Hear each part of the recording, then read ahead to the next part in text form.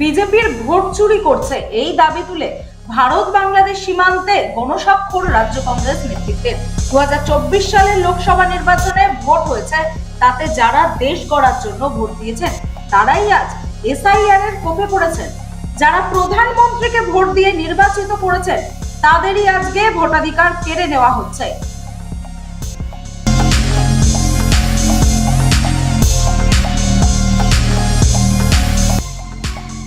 বিদ্যাধরী নদীর পাড়ে আদিবাসী পাড়ায় ছোট ছোট বাচ্চাদের হাতে নতুন বস্ত্র তুলে দিল স্বেচ্ছাসেবী সংস্থা।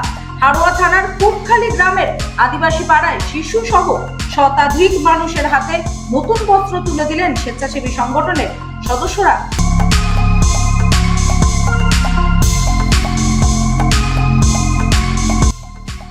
নাবালিকাকে ধর্ষণের অভিযোগে গ্রেফতার যুবক। অভিযোগ পাওয়ার কয়েক ঘন্টার মধ্যেই অভিযুক্তকে গ্রেফতার করে হারোয়া থানার পুলিশ। হারোয়া থানা এলাকার ঘটনা। পরিবার সূত্রে জানা যায় 16 বছরের নাবালিকা তার পাড়ারই 20 বছরের এক যুবকের দ্বারা ধর্ষিত হন। পরিবার হারোয়া থানায় ধর্ষণের লিখিত অভিযোগ দায়ের করে। পুলিশ অভিযুক্ত যুবককে গ্রেফতার করে ইতিমধ্যেই পক্সো আইনের মামলা রুজু করে ঘটনার তদন্ত শুরু করেছে।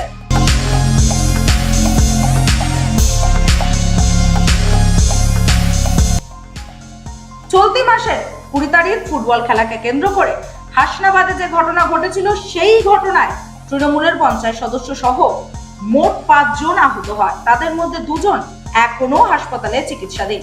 সেই ঘটনায় পাটলি খানপুর গ্রাম পঞ্চায়েতের প্রধান কাদের মোল্লা ও অঞ্চল সভাপতি পিন্টু মোল্লাকে গ্রেফতার করে হাসনাবাদ থানার পুলিশ।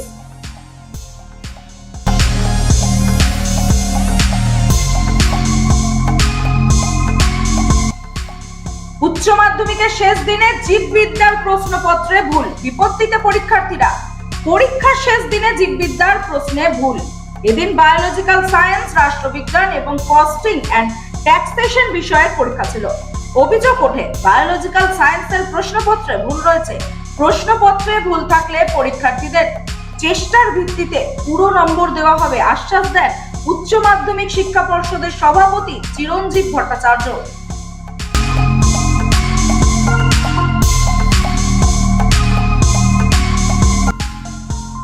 স্বরূপনগর থানার পুলিশ ও বিএসএফ পৃথকভাবে অভিযানে গ্রেফতার করে 3 বাংলাদেশিকে।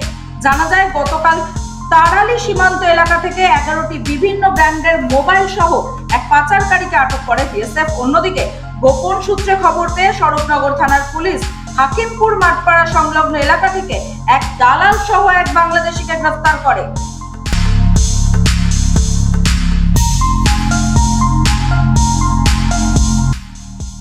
রামপুরহাটে বালি বোঝাই ট্রাক্টরের ধাক্কায় ভ্যান চালকের মর্মান্তিক মৃত্যু। ভোরবেলা ভয়াবহ সড়ক দুর্ঘটনায় প্রাণ গেল এক চায়না ভ্যান চালকের। ঘটনাটি ঘটেছে রবিবার সকালে বীরভূমের রামপুরহাট থানার রদিপুর গ্রামের ক্যানেল মোড় এলাকায়। স্থানীয় সূত্রে খবর, ভোরে একটি বালি বোঝাই ট্রাক্টর দ্রুত গতিতে এসে চায়না ভ্যানটিকে ধাক্কা মারে। এলাকার বাসিন্দাদের অভিযোগ, প্রতিদিন ভোর ও রাতের অন্ধকারে বেপরোয়া গতিতে প্রায় 50 থেকে 70টি বালি বোঝাই ট্রাক্টর এই রাস্তা দিয়ে চলাচল করে।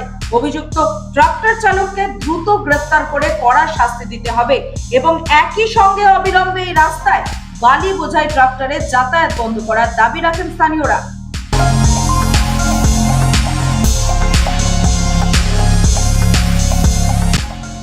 শান্তির বাজার পুর পরিষদ, তথ্য সংস্কৃতি দপ্তর যৌথ উদ্যোগে অনুষ্ঠিত হলো আগমনী অনুষ্ঠান ও ফুড ফেস্টিভ্যাল।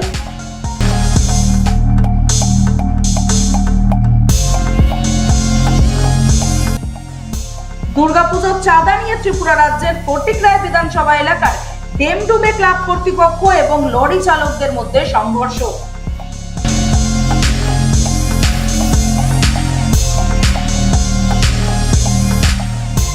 সন্ত রামপালজি মহারাজের শিষ্যদের দ্বারা সারা বিশ্বব্যাপী তার সৎসঙ্গ হয়ে আসছে দীর্ঘ বছর ধরে।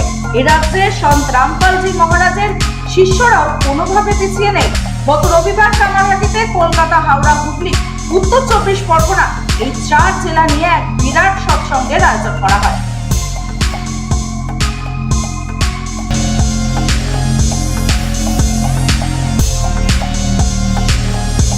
দীর্ঘ